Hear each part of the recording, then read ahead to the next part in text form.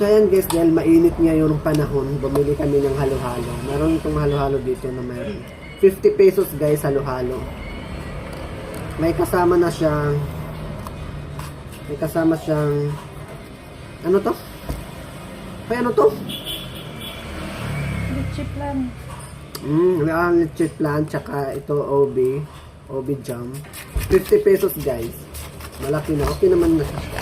Bunti lang yung ice nila. Kaya hindi na napuno. Tapos meron ako dito, meron kaming in-snack guys na mais. Ito, ayan. So ilalagay natin, ihalo natin dito.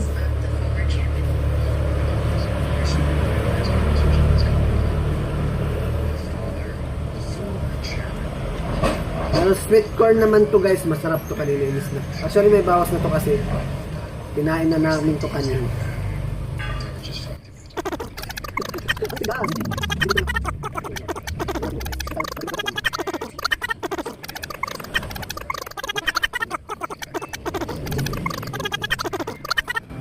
Actually guys, na-miss ko yung halo-halo dun sa summer. Masarap naman yung halo-halo dun sa summer sa mga gilid-gilid lang.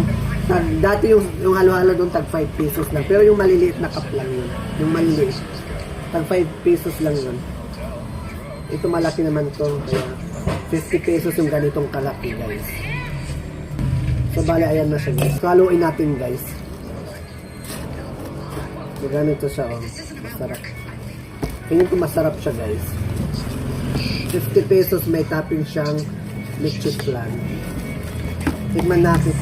Feeling ko matabang ito, kulang asukal.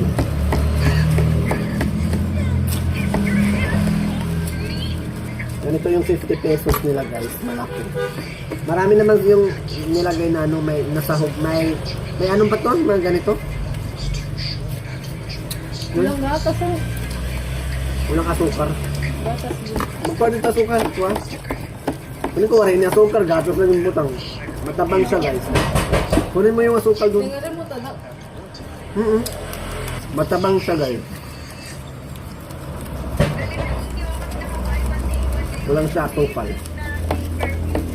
Pili ko nga hindi yan nilagyan ng sugar kasi ready na to eh. May mga sahog na sa ilalim. Tapos binagyan na lang ng ice. Tapos gatas. Parang hindi ko nakita yung asukal dun.